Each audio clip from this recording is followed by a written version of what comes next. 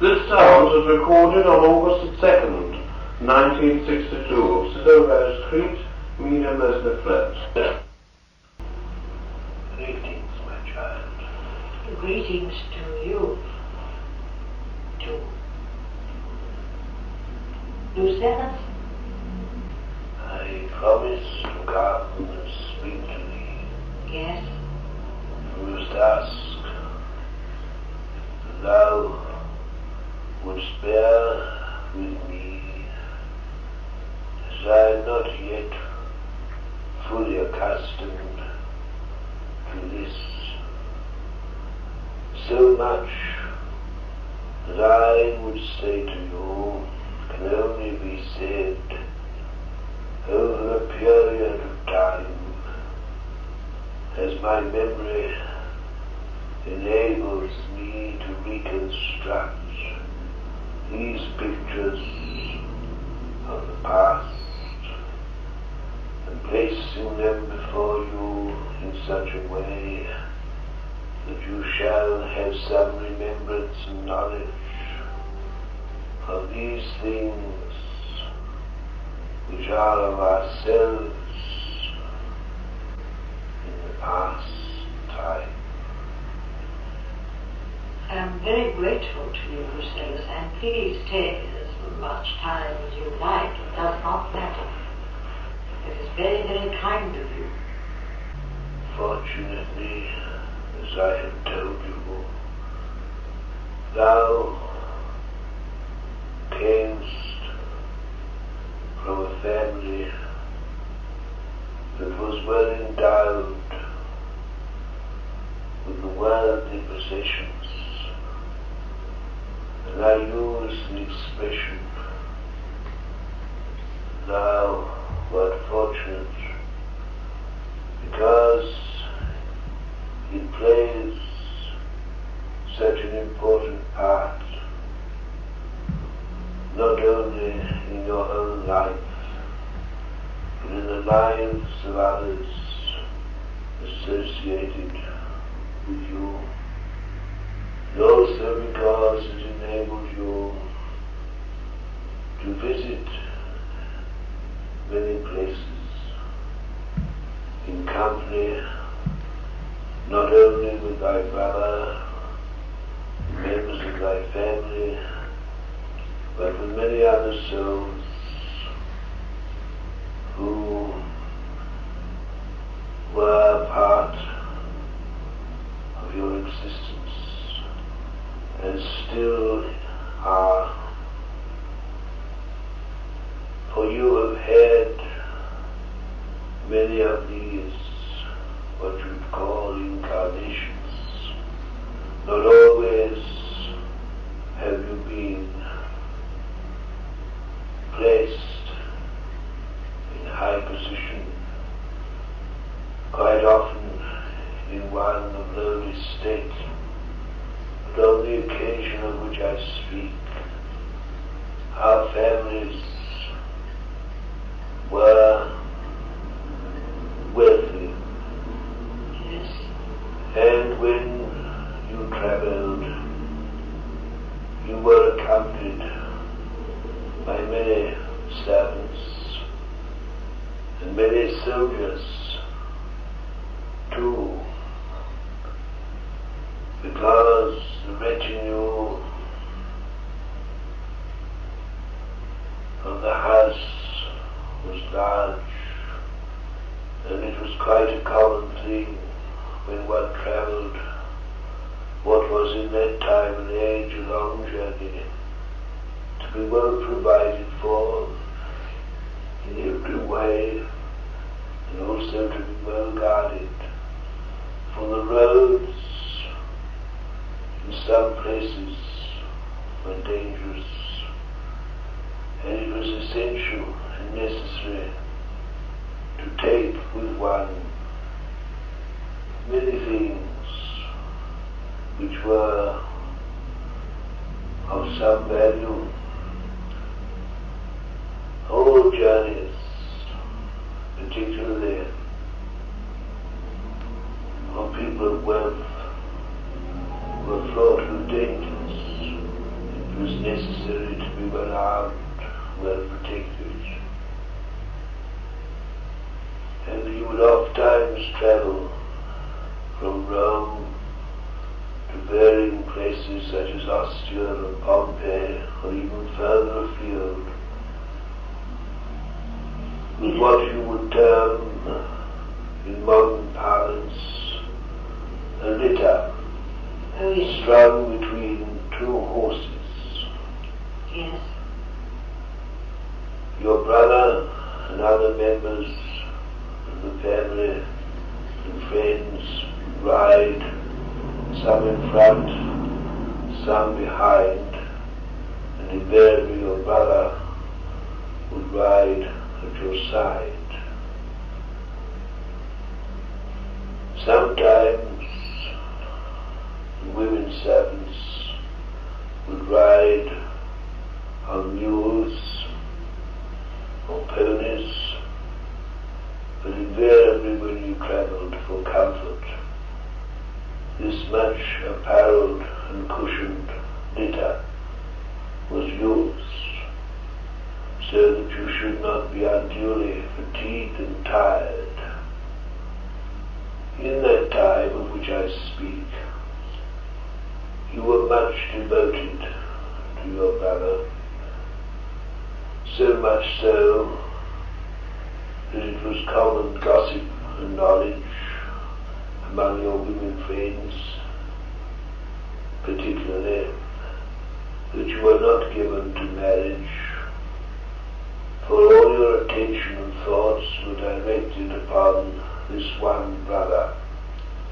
That is Frederic, wasn't it? In that age in which I speak,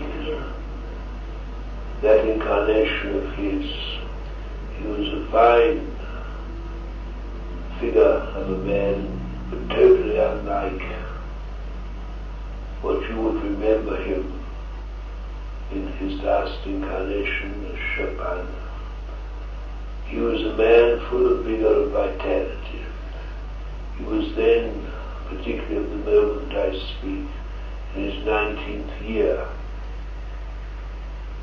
He was about to enter the service of the emperor, and already had distinguished himself in the games in Rome, and on the occasion of which I am thinking particularly, when we were travelling, your family and ours, to Pompeii, he was to attend the games and to appear in some of the items on the program. In those days particularly, the younger sons of the house were often dedicated to the church, as you would say today, but in our day were dedicated to the temples and to the rituals of the church, not as in the time of the ancient Egyptians, but in a different sense. Quite often they would take to themselves a certain god as their particular chosen one, and they would enter into great ceremonies representing the house of which they were a member.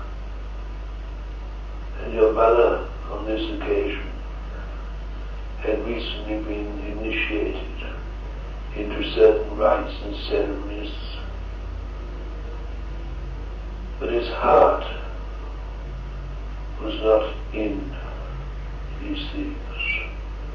Although he had to some extent this insight, he was not drawn and was not affected by the belief which were common in that day and age, was not affected by the idea of the gods, but all that he did because it was expected of him, and I suppose you would now say was done in a sense of automatism.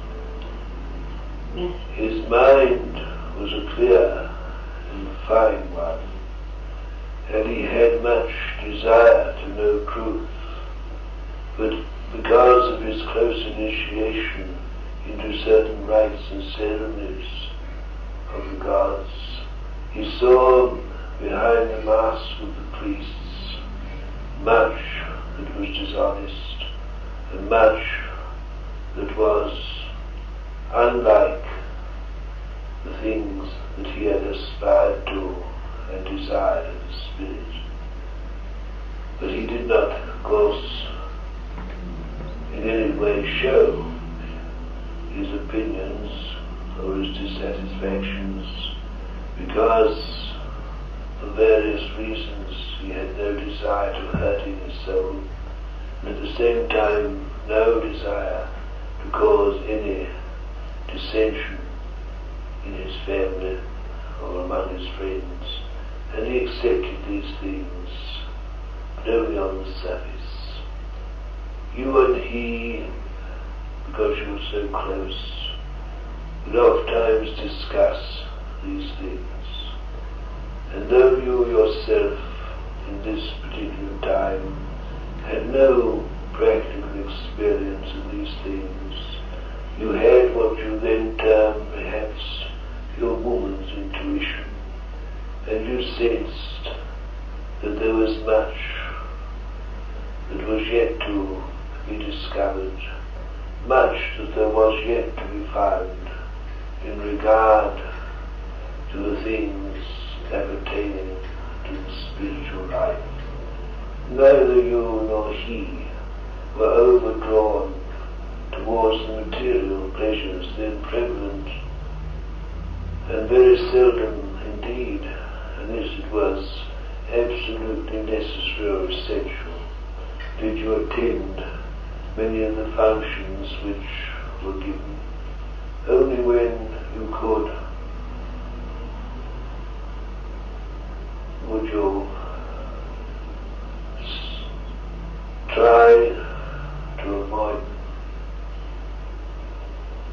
It was always difficult, because being so close to the court, oftentimes you were forced to attend these affairs, which often disgusted you and your brother, and caused both of you to feel that your age and time was degenerate. And many times when you entered into these things, you did so only because it was expected, and you therefore had to obey and to fulfill these things which were common among the peoples in high places. And you would like to escape to Ostia, or as I was saying in particular on this occasion, to Pompeii. Although you knew of the many vices prevalent in Pompeii, there was much there that you enjoyed for the spiritual interest. You would meet interesting people from other countries who had new ideas, new philosophies, new teachings to give. And you would meet and you would discuss much on these matters. The Vetis, of whom I've spoken, Yes. were very similar in likes to yourself and your brother, although they had been left a considerable fortune. They were, though conscious of the importance of money and possession and owned great estates, they were not over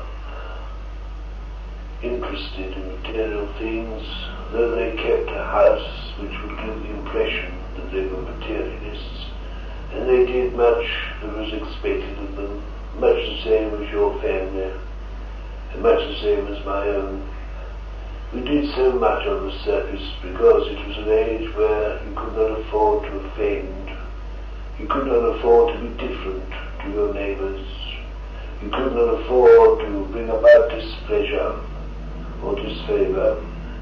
Much that you did was done automatically, as I've said, and the Betis was similar in this respect.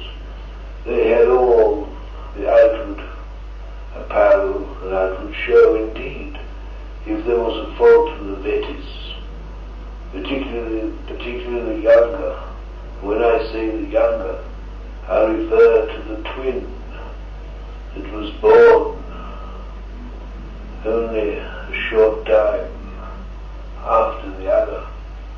Who was the twin? And they would take great interest in wearing apparel. They were fond, over fond perhaps, of clothes and jewels, but it was because their natures were such that they were drawn to all forms of colour and beauty. And indeed, one might say, this was also, it is a fault of yours at this time, but I do not see it now as such, because it was the love of beauty, the love of colour, the love of the artistic that was so strong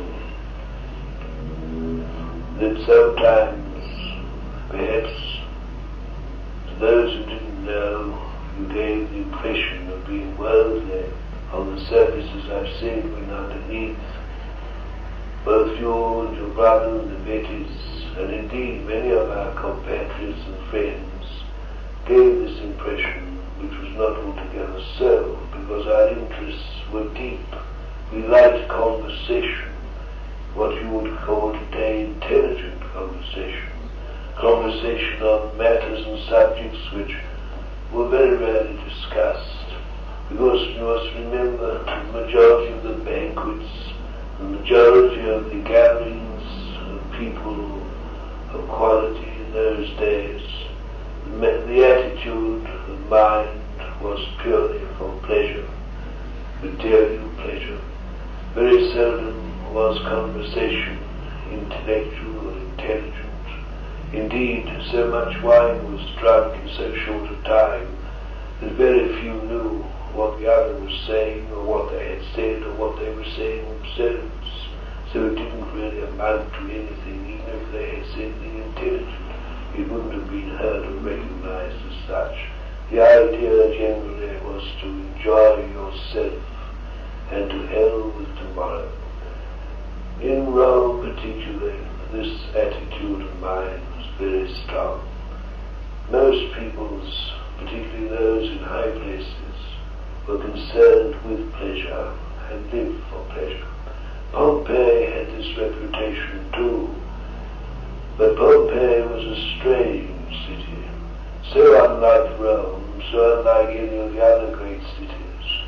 Pompeii was a place which was a hive of activity.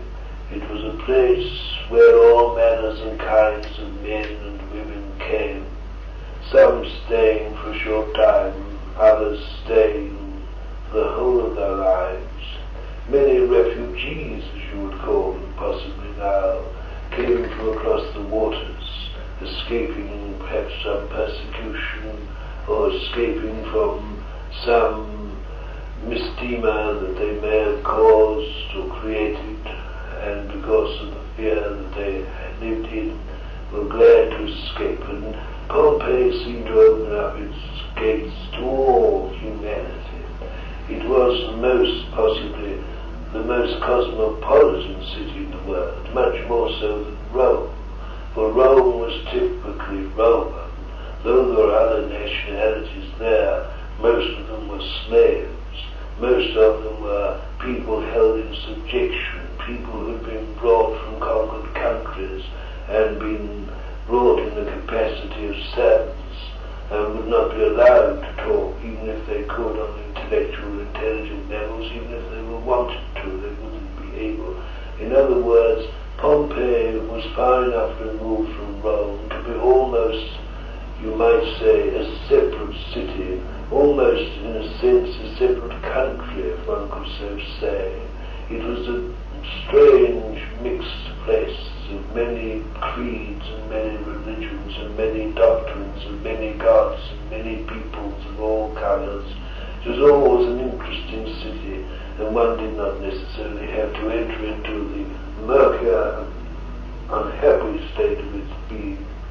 It was a place where people mostly took their leisure, because it was a place where many escaped to, as I've said, from the heat and the turmoil of Rome in the hot summer months.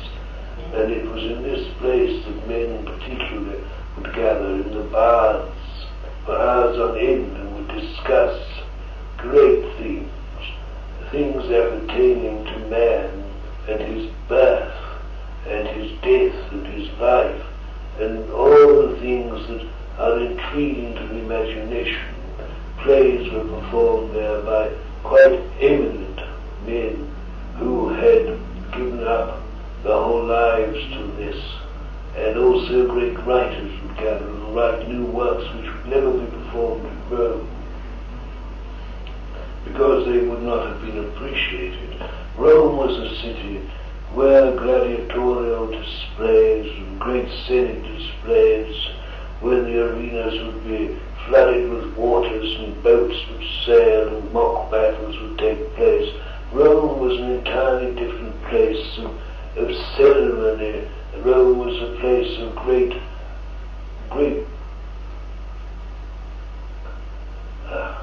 Rome was a place of great display and great organization. It was too organized and too much opulent and too much concerned with display. Pompeii had a knack, if you would say in modern parlance, of being able to put on something which was different and unusual. Greek scholars, for instance, would come and they would perform and they would give plays, and also priests of other religions would stand quite freely and openly in the marketplaces and give forth their voice and their opinion, which would never have been allowed in Rome. There was much more license in Pompeii. It was an extraordinary city, a most complex city of great beauty and great corruption, of great minds, and minds that were very low indeed. It was the most extraordinary melting pot of the ancient world.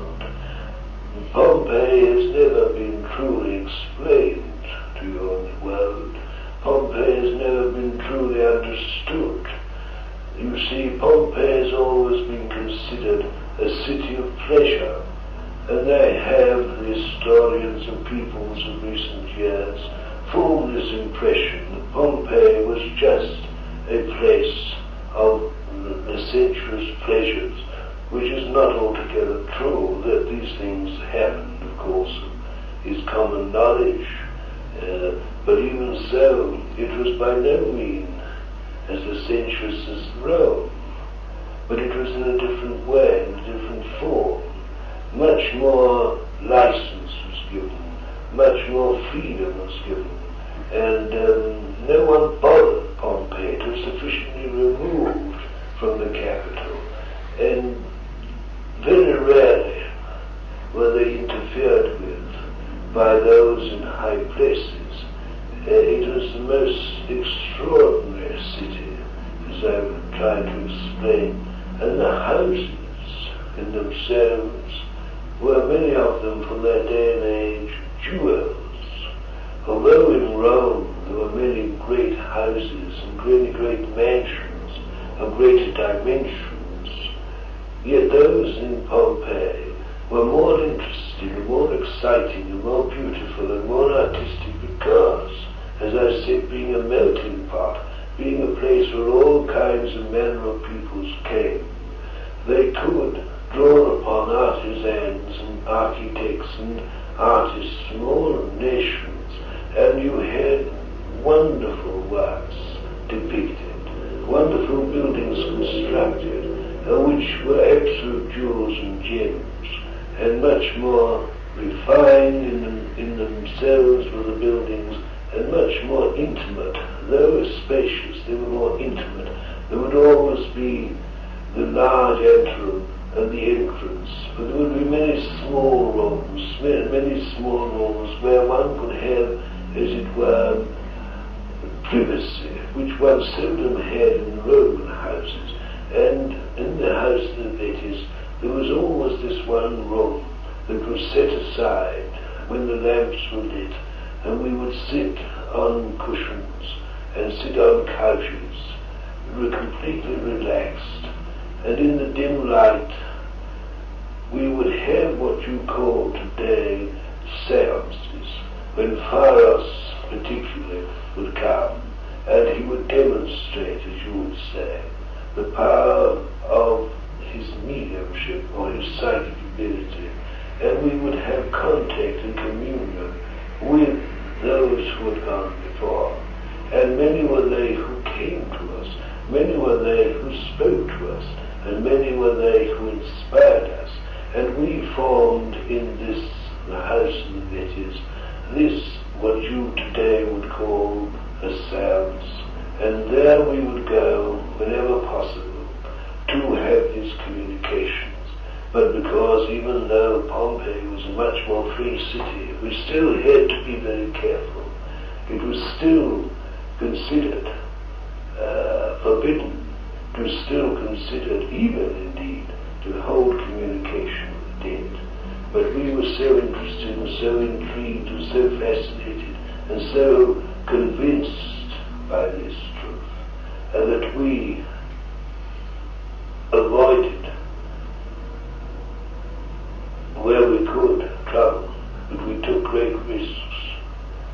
Yes. The Betty brothers themselves were an extraordinary couple. They were twins. I don't think this has ever been discovered or has ever been discussed. As far as I know, it has never been realized that they were twins.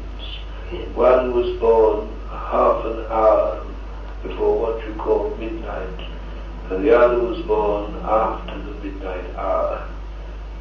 Oh, yes. And yet, though there is this difference, they were so similar in so many ways. They were so alike that often they would be mistaken, and people would not know which was which. But there was one peculiar thing which was always a guide to those who did not, or those who did know, and that was that one had on the left-hand side of his face a small scar, which during his birth was caused. Which one was that, Lucillus? Could you tell me? But you realize that both were the same name.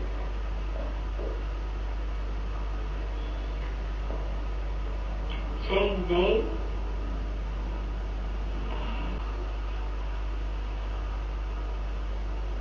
I will come back. Yes, all right, Lucillus. How very clearly he speaks.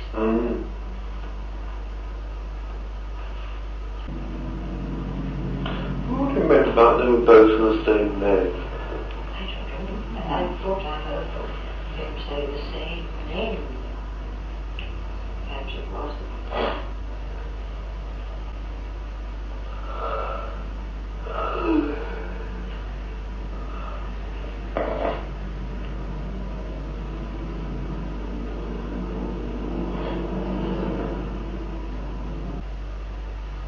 It's too much for him. Very interesting.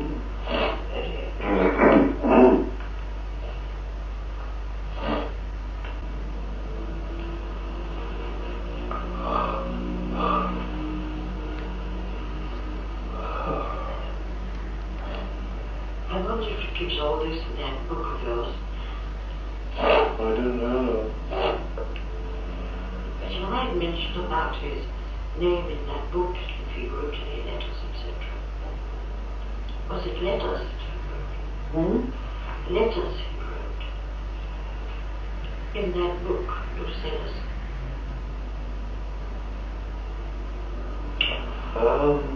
Never mind.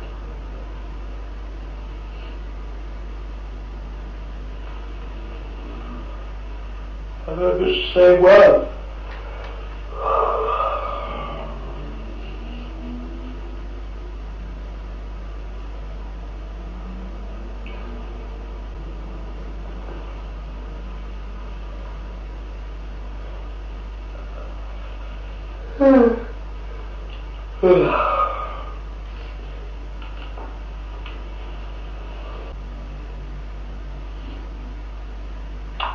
Since was got broken off? He said I would come back, but it's some more power or something.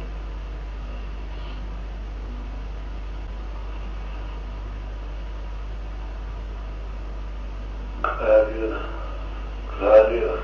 Yes? Claudia. Claudia? Yes? Claudia. Yes, Claudia.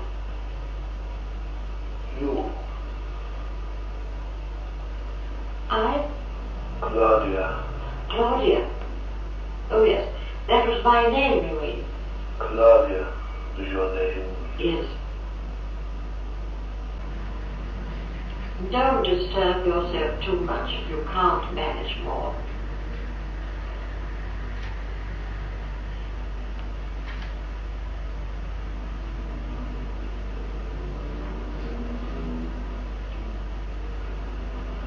Vincius. Yes? Vincius. Yes. Is that another name? No, at Claudia. Yes. And he was Vincius. I see. This is very, very interesting, Lucillus. One thing I remember so Yes. well, when you were but a small child, Yes? your father returning from one of the campaigns, Yes? bringing back for you an elephant.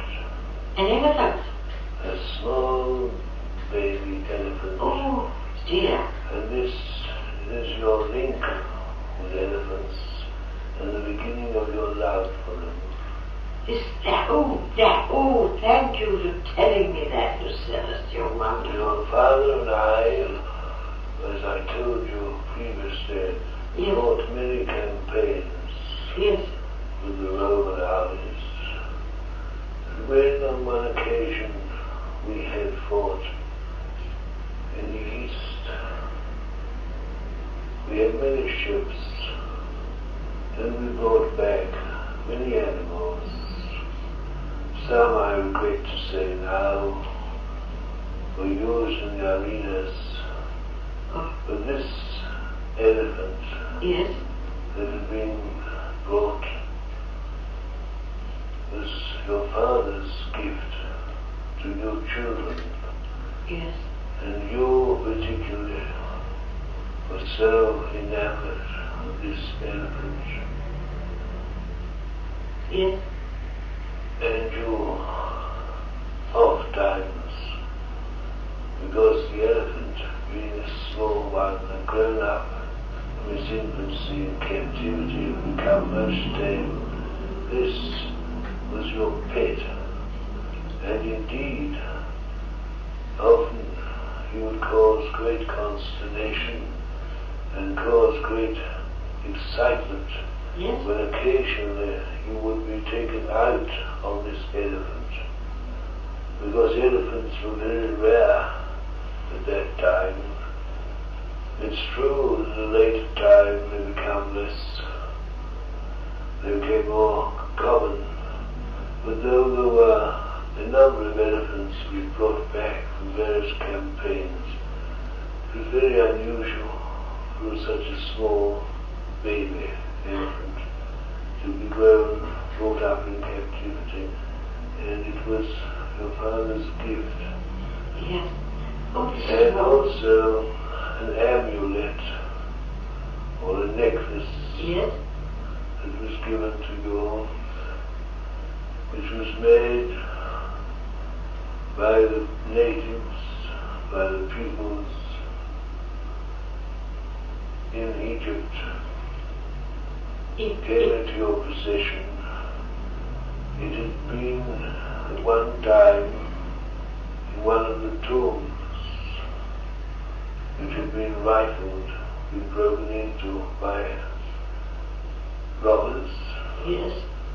And your father, as a gift, brought back this necklace, which you wore constantly.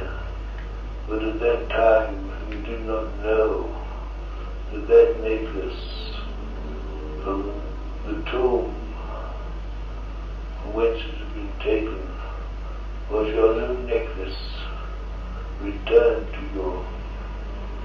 Oh. Oh. In an Egyptian incarnation, some century or two before, you had been buried, as was the custom, with various items, various things that you had liked, that had been part of your self, as it were. This necklace was in your coffin, which had been rifled, which had been, among other things, sold, and your father, without knowing this, brought back to you your own necklace.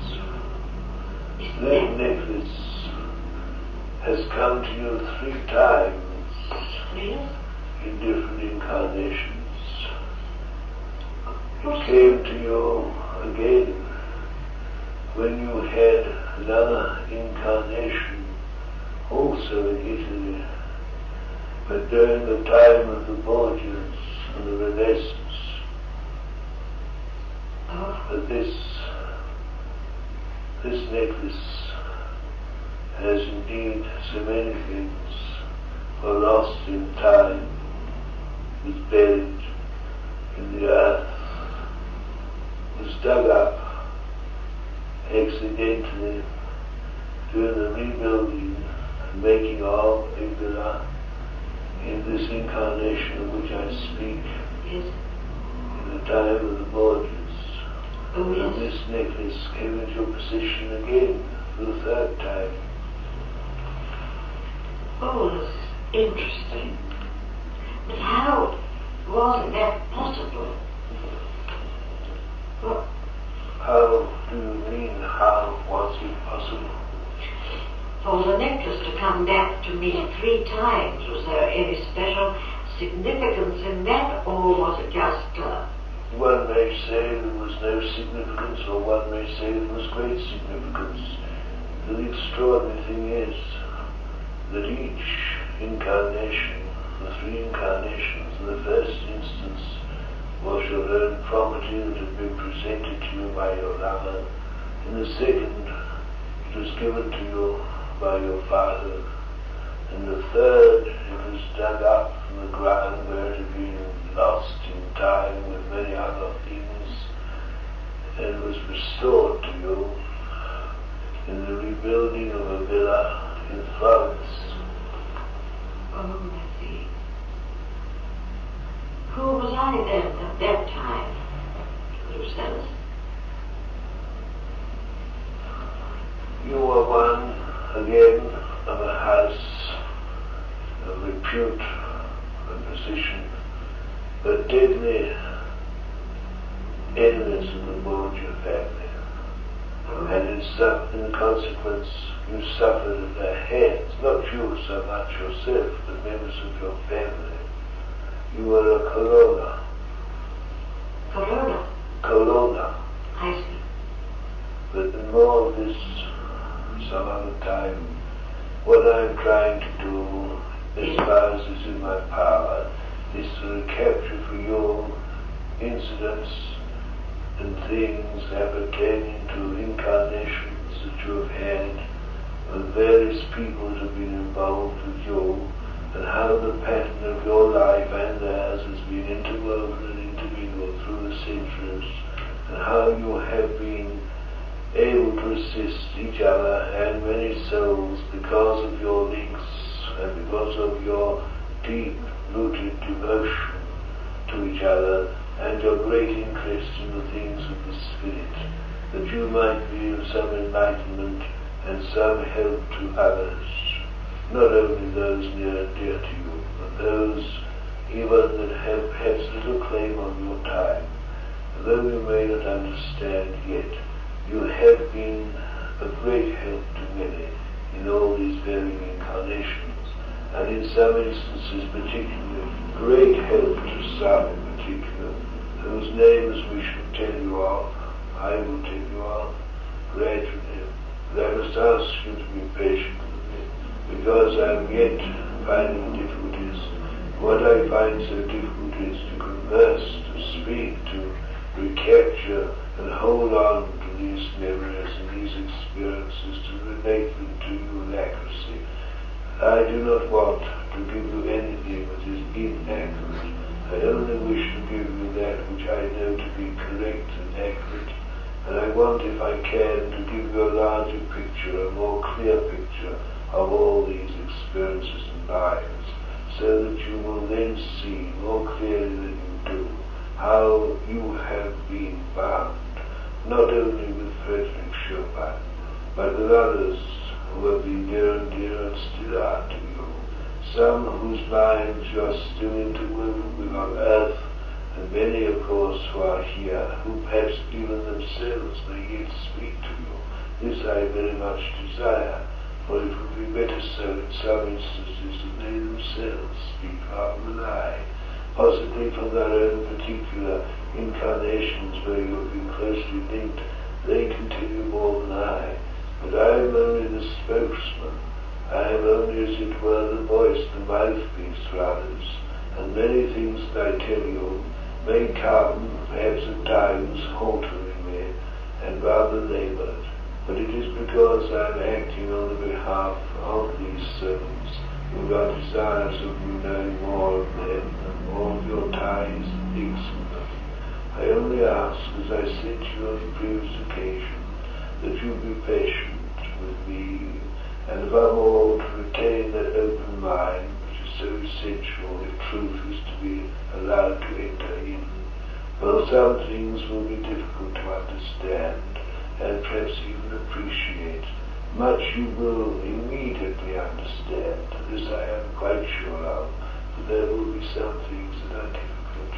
But time perhaps will prove to you the truth and accuracy of these statements, especially in the coming months, which we are hoping will bring forth great things, inasmuch that we have in our mind and heart, desirous as we are to do and explain and express ourselves more fully and more clearly, and not only with words.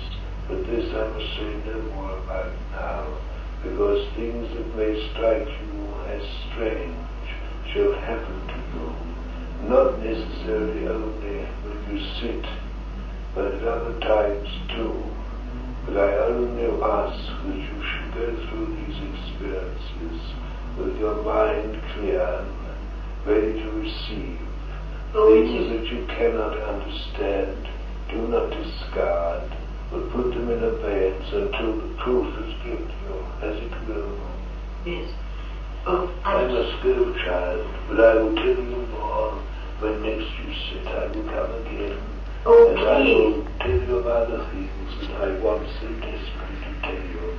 But please forgive me if I have to tell you these things often in this halting fashion, for in my desiring to bring to you clarity in these things, there must be at times this halting, this difficulty, that I shall overcome, no doubt, these things that cause trouble and difficulty for me.